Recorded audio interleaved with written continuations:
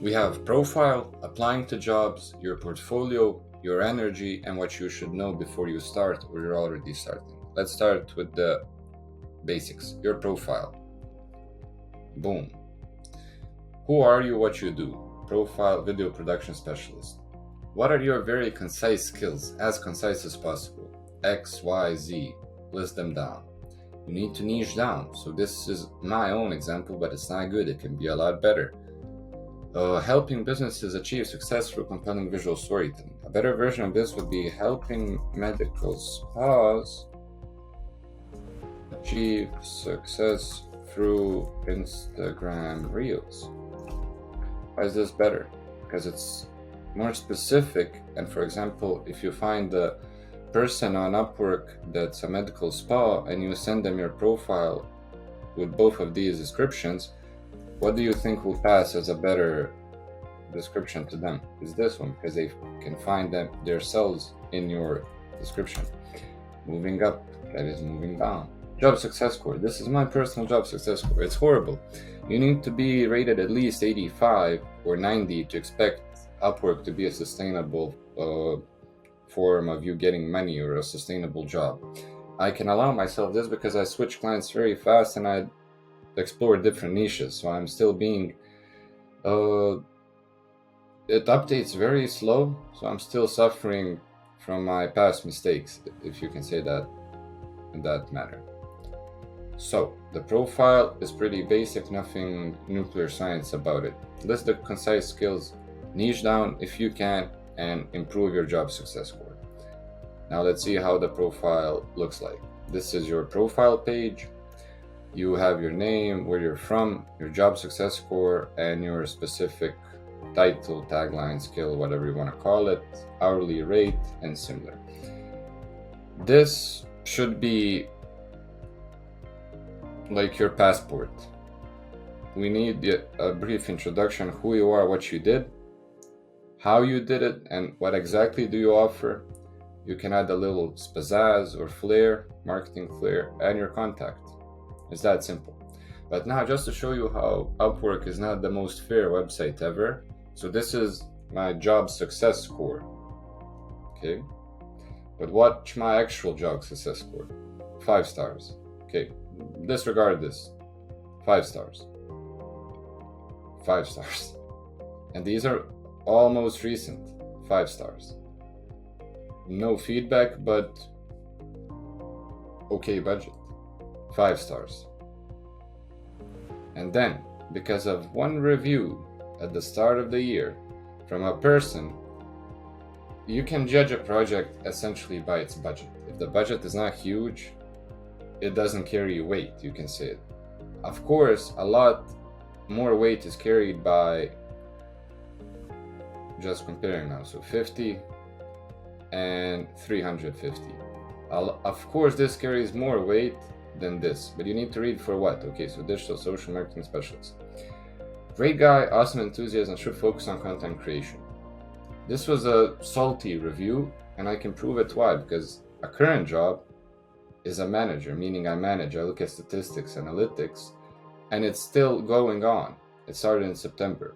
So I just want to tell you, one review can take a piss on your profile. It just sticks out. But luckily, if the person that's watching your profile is objective and can filter through the bullshit, he can see, okay, he has 5 pages. For example, this is my unique case. For your case, I'm just trying to paint a picture of how important it is to have a good review and keep it constant. Because look, this can be a bit demotivating. I have like, how many? 40 plus jobs, and like 95% of them are 5 stars. And I had one bad review, and it really doesn't impact that much. And of course, this has also affected how many projects you close in a certain amount of time and how many times you stay on Upwork. Stay on Upwork if you want to be safe and similar, but if you want to live without the fees, that's on you. Moving on, not to blabber about myself. Applying to jobs. I will make a custom alone or a video just about this, but I will run you down what's most important. So client history. Of course, we're judging a client by his history. If he has a review, because freelancers can also review clients. If he has a good review, he's good. If he has a bad review, be careful. Client location. Oh, and by the way, if he is completely new and if he is seasoned, also makes a big difference what you want to achieve. Because if he is new, then you can basically teach him how to use Upwork. You can be a smart ass, hop on the digital business wave. But if he is seasoned, then he knows everything and you're just a replaceable part of his system. Client location. You always want to strive to do work for clients that are, that are above your own GDP as a country. Why do I say that? Because it's logic. You want to work for people that come from more developed countries than you because they have better opportunities and better pay. To me, this is just like pure logic. So if you're from Nigeria, you want to work for United States, Germany. But if you're from Germany, you don't want to work for Myanmar or Sri Lanka. You know, just pure logic. Nothing against these countries compared to these, but more money circulates here. So you have a better chance and odds of getting into that circle of money. Okay, going on. Job description length. Easy. The bigger the job description is, the more specific it is, the harder time you will have pleasing that client. And the shorter the job description length is, in most cases, a easier time you will have in pleasing that client. In relation to just what I said, you can build upon this. A job description will either make you or ask of you to make something or to improve something. Let's take, for example, a Shopify website. For Shopify, you can either make it or you can improve it. What do you think it's easier? It's easier to make it. Why? Because you just go, I don't know, if you don't know how to do it, Google how to make a Shopify, and then you're doing it a few days. But if you do know, then it's a template action. You just arrange. And if you want to improve it, that's harder because let's say the client is already in his lengthy job description saying we're pulling this amount of views, we're pulling this amount of revenue, we want to 2x everything by in 3 months. Don't send a job proposal if you can't do these things. But in most cases, the pay is somewhat similar, if not a little bit bigger on the improved side. But this is so much more cost effective from your side because there's less responsibility, less stress. There's an easier template action that you already know how to do. And there's probably a great review incoming because if you're giving something to a person that had nothing, you will please them in most cases. But here, everything is the polar opposite. If you're not the best in your job, meaning if you're not world-class leading talent in this segment of improving, you're gonna have a tough time. It's hard to please somebody that knows a lot of things. It's hard to guarantee bigger traffic. Of course, I'm not gonna speak for your name. If you're a professional, SEO oriented, you read every day upon how to be better in certain fields, sure, go in the improved side of things. But when you're just starting out, stick to making things. Just trust me. Then, your portfolio. You have to have at least 2 projects, and I've been freelancing for so many years now, and I still just have 2 projects because I always try to link my things when I'm sending a posting, because not all the time will you see the clients actually opening this part of Upwork and like reading thoroughly through your stuff. So you at least 2 projects to say, hey, I did work, I'm credible. Post them online. So this is a lot better. You can either have a link tree, you can make your own website, like I show you in this Loom, build a website in less than an hour. It's very simple, not hard. Who's this? Not hard at all, but it's easier when you have one link and you just send that link to somebody and he has all of your works instead of just having it linked to Upwork. But this is imperative. You have to have something linked on Upwork to prove, okay, he has an Upwork profile with some credibility, but then actually persuade him when you send stuff to, when you're applying for the job, that's relevant for your niche. So send him everything that you have linkable online and relevant to your niche. Best if you have a website. If you don't, just Google Drive, copy link, send. Energy. I really wasn't expecting to put this one here, but it's so crucial. Because why? You'll constantly iterate. What does iterate mean? It means periodically change and look at things, just to be sure, because you can't edit looms, But perform or utter repeatedly. Okay, so we're constantly iterating or changing the things we do. What do I mean? Let's say you're sending a job proposal and you wanna work for some client, and let's say in 2 days you send 20 proposals, okay? When you're looking back, a month passes, those 20 proposals resulted in, let's say, 5 views.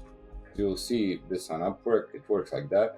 You can easily get a no view for your proposal because there's so much more talented profiles. When people are picking, your profile looks like this, and then they have best match, doesn't match, and then you're somewhere here. So you might not even get viewed at the start. Send 20 proposals, you got 5 views. From those 5 views, you got 1 hire. What was that 1 hire? Let's say that 1 hire brought you $1,000 per month, and let's say this cost you $25. So minus the tax and the hidden fees, let's say in your pocket this was $800. Then you do this minus this, and your profit upon investing is $775. Okay, this is what you made from investing this much, and of course putting in the hours of work. But what do you want to do? So what is iterating? So next month you will send 20 proposals again. Easy. Let's say that's your number that you can hit. But now you need to focus on how to improve. Why? Because you don't want 5 views on 20 proposals, and then you read your proposal and you're like, what if I can change this tiny thing? And then you change that tiny thing, and because you improved, you read and you learned, you saw that, let's say, for example, an emoji at the start changes everything, or a sentence like, I'll do it for half the price. So then you get like 10 views. Why not? Let's be optimistic. And you get 2 hires on the same number of proposals. And then you balanced 1 client at, let's say, 1 client was 700 and the other one was this much. But also the improve and learn part is on the time management of things. I'm implying you will do these 2 clients at almost the same amount of time that you did 1 client. So you're getting, this is pay it stuff, correct? Yes. So $500 more. This line of thinking is the only way where you can expect to live as a freelancer. If you're constantly looking at things and saying, oh, this was bad, oh, this was good, and then if I reiterate, then I got 2 is better than 1, then I made this much profit. You're constantly looking at your own performance things and seeing what can be changed, what can be better. So a lot of energy is needed in this field of work because nothing is served. You're basically carving out the life you want to see and the people you want to work with. So stay strong. It's doable, but you need a lot of energy. Should know. I wish somebody told me these things.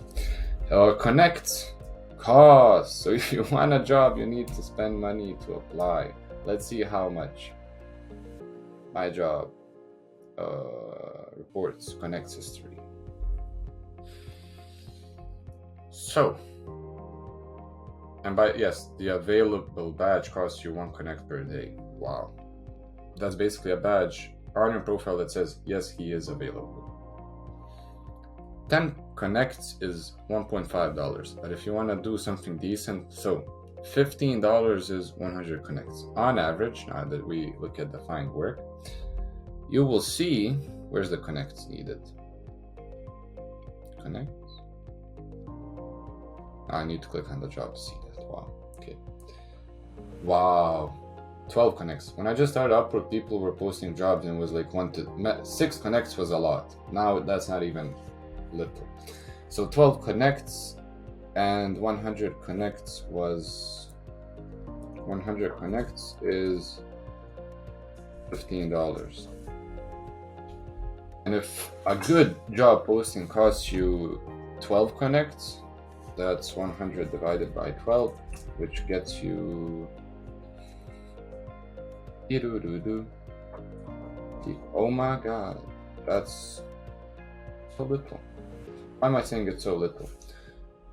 On average, by the current market standard, if you pay $15, that's what my mind is seeing now. If you pay $15, you can expect to contact or send a job proposal to 8 projects or people. That's what $15 gets you. So, pardon my word that I repeat, but then we do 15 divided by 8 is 1.85. Okay, just out of curiosity's sake. So $15 gets you 8 projects on average. I'm just a bit shell-shocked now, pardon my off timing, guys, but this gotten a lot more expensive. So connects cost money. $15 gets you on average 8 projects, not projects closed, project attempts at being closed. So then after this, they won't always stay the same, they'll iterate, but even when you close a project, you have hidden fees and taxes. Let's see what's the current Upwork fees. I think it's $5 fixed and 10%. So rounding results in earning slightly less than, as example, you want to take home $20 per hour. Okay, not that. Contract fees, that's what I'm looking for. And I'm not the expert in the fees by heart, because I pretend they don't exist. Honestly, because I don't want to stay on Upwork for that long. But that's where you meet the best clients. So, as a freelancer, you'll pay a 10% freelancer service fee on the earnings you make on Upwork. This fee is charged on all your contracts with a client. So, let's say your contract was $100. 10% on that already gets you to $90. So $90 is what you're taking home. Upwork saves 10%. For example, say you work on a pro with a new client, get paid $500 freelancer service fee, meaning you pay, like just I said, and then hidden fees and tax. But how does this work? Is $100 $90 in your pocket from Upwork? No. Such a big no. Why? Because after the Upwork fee, you also have the transfer fee. But that's not a lot. Transfer fee is like $1 or $2. That's what PayPal takes fixed, and Upwork, when you're transferring from Upwork to PayPal or a bank, they take $2. Let's say you transfer directly to your bank, you skip a dumb fee. But if you transfer to PayPal or Payoneer, PayPal, then you want to transfer to your bank. So you can go like this. You can go for feasible, but maybe you don't want to transfer directly to a bank for I don't know what reason, and you choose PayPal before it gets to your bank. There's solid reasons to do this. I won't get into it a lot now, but PayPal takes, for example, in my case, €5 fixed. €5. So, and that's another fee that you don't expect, and then it's in your bank. But if you want to keep it in the bank and not go to jail, you have to pay tax. My country has a very low tax rate. Your country probably has a bigger one. For me, it's 11%. So in my case, on every $100, let's just quickly do this now. $100, I lose 10% to Upwork ASAP. I lose, so let's round these 2 to 20, even though it's, let's be exact, actually, 21%. 21% I'm losing. Transfer fee, let's say, then plus the fixed, plus, because it's one transfer, let's say $2, and plus the €5 is like $7. And that's it. So $100 minus 21%. Damn, that's $79. And 79, and of course this is 9. Amazing. I love when numbers add up. $70. Wow. So this is what I want you to know. The digital life is presented so beautifully, but people don't speak about these things. From your actual earned, you put your hard work, you put your hours in. From 100 that you earned, you have in your pocket 70. So you lost 30. Take that into consideration. Hidden fees and tax. Smile in profile pic, but don't smile like I did. See? Smile with your teeth out. Why does that? There's a research done that I saw, and it's legit. If you smile on your profile pictures on LinkedIn, Upwork, and Freelancer, you're getting more clients with teeth. So show those beautiful, these guys. People love to see that. I know why. Okay. Beware of scams. There's so many scams on Upwork, it's unsurreal. You can be scammed in two ways. Test video, which is not like a minute, but like they ask for a full test, like full video as a test. No, just say no to that. You have standards even when you're starting out. A 1 minute free test is something you can see quite a lot if you're, let's say, in the video field, or if you're copywriting like a one-pager test. Do accept those if you have nothing going on your profile. Why not then leverage it later on? I did this for them, and don't say it was a test, but try and have paid tests. But now a cooler scam is when you get sent some files that are ending like this. Please don't click them, open them, and download them. If a client says, I just need you to look at this PDF for this application for security reasons, and you download it and you see it's .x, don't click on it. It's a hacker scam. Your computer will be infected and keylogged. A keylogger is when somebody is keeping track of everything that you type. So a keylogger is form malware hardware that keeps track of records your keystroke as you type. And then imagine this, they just have a listener active. A listener is, I don't want to bore you with programming now, and listener and the keylogger listens for this to show up on your screen, and then if this is read on screen, record and send what you typed in, and then the hacker gets your password and for what it was used. Imagine losing all your bank details, and please be careful. And the most important part from the Upwork Tiny Seminar is patience. Patience is so underrated. You have to be calm, cool, and collected, and realize you just have one goal in mind. Improve. What does that mean? On all fronts. You want to improve and climb on so many parts in your life. So Upwork is a lot like life. You want to improve first in your skills. You can't start with the same skills you will exit Upwork. It's impossible. You want to improve your time management. Meaning more money, less time. Happier. I'm kidding. But time management for the things you deem worthwhile in life. And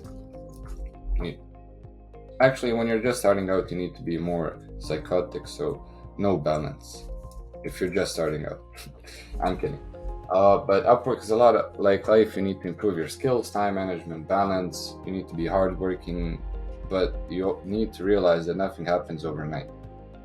So just be careful that you don't get stuck in an analysis paralysis loop and just think, I need to improve, but you're not doing anything related to actually learning, reading upon your skills.